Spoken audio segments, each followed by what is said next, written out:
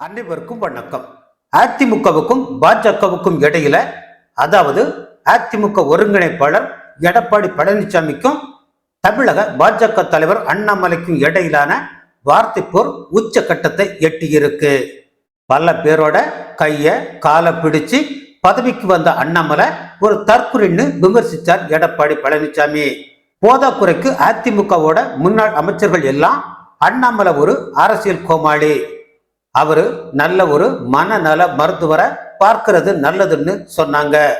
இதுக்கு பதிலளிச்ச அண்ணாமலை கொலை வழக்குல சம்பந்தப்பட்டு அப்புறமா அதிமுக அமைச்சர் ஒருவரோட தயவால தப்பிச்சு கிளைக்கழக செயலாளராகி எம்எல்ஏ ஆகி கூவத்தூர்ல காலுக்கு அடியில பரப்பி தேடுறது வரைக்கும் கிண்டி கிளறி எடப்பாடி பழனிசாமிய நாரடிச்சாரு. இதுக்கு இடையில சம்பந்தமே இல்லாம வண்டியில ஏறின தமிழக பாஜக முன்னாள் தலைவர் தமிழிசை சவுந்தரராஜன் மற்ற கட்சி தலைவர்களை பத்தி பேசும்போது கடுமையான வார்த்தைகளை பயன்படுத்தக்கூடாது, தலைவர்களுக்கு உரிய மரியாதை கொடுக்கணும்னு அண்ணாமலைக்கு அட்வைஸ் செஞ்சாங்க. அண்ணாமலை 3 மாத அரசியல் படிப்புக்காக லண்டன் கிளப்பிட்டதால தானே தமிழக பாஜக தலைவரா செயல்படலாம்னு ஒருவேளை தமிழிசை நினைச்சிருக்கலாம். ஆனா ஒரு விஷயத்த எல்லோரும் புரிஞ்சுக்கணும், அக்கா தலைவரா இருந்தப்போதான் நோட்டாவோட போட்டி போடுற கட்சி பாஜகங்கிற பட்ட பெயர் கிடைச்சிச்சு. பாசிச பாஜகங்கிற பெயரை விமானத்துல ஒரு பெண்ணும் அக்காவோட சொந்த மகனும் சொல்லி புரட்சி செய்ததும் அக்காவோட காலத்துலதான். பிரதமர் மோடி தமிழ்நாடு வந்தா காக்கா பறக்குதோ இல்லையோ, கருப்பு பலூன் தாராளமா பறக்கும். அப்பவும் அக்கா தான் இங்க தலைவர். சோசியல் மீடியாக்கள்ல கோபேக் மோடிங்கிற ஹேஷ்டேக் ட்ரெண்ட் ஆனதும் அப்போதுதான்.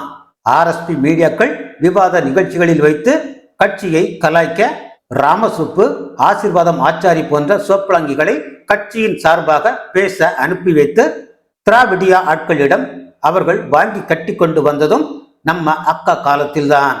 கட்சி கூட்டங்களில் 10-15 பேர்களுக்கு மேல் வைத்துக் கொள்ளாமல் கட்டுக்கோப்பாக கட்சியை வழி நடத்தியதும் நம்ம அக்கா தான். சங்கிகள் என திராவிடியா கூட்டம் கிண்டல் செய்ய ஆரம்பித்ததும் நம்ம அக்கா காலத்தில்தான்.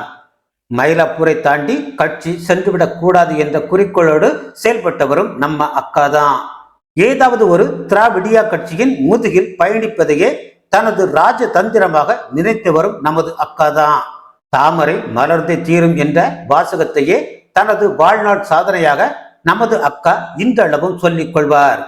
அதற்கு திராவிடியா கூட்டம் சொன்ன மயிர்ல தான் மலரும் என்ற வாசகத்தை நம்ம அக்கா நாசுக்காக விட்டுவிட்டு கடந்து செல்வார். இவ்வளவு சாதித்த நம்ம அக்காவுக்கு கட்சி செய்த கைமாறு என்ன தெரியுமா? 3 முறை எம்எல்ஏ தேர்தலில் நிற்க சீட் தந்தது, 3லும் தோல்வி. 3 முறை எம்பி தேர்தலில் நிற்க சீட் தந்தது, 3லும் தோல்வி. 2 மாநில கவர்னர் பதவி, அதையும் தேர்தலில் நிற்க வேண்டும் என்ற தனது சொந்த விருப்பத்திற்காகவே ராஜினாமா செய்தார். இந்த மூத்த அக்காவின் செயல்பாடுகள் கட்சியின் வளர்ச்சிக்கு வேகத்தடையா இருக்குன்னு நிர்வாகிகளும் தொண்டர்களும் வெளிப்படையா புலம்புறத நம்மால கேட்க முடியுது. அதனால அக்கா தமிழிசை கொஞ்சமல்ல, நிறையவே அடக்கி வாசிக்க வேண்டியது மிகவும் அவசியம்.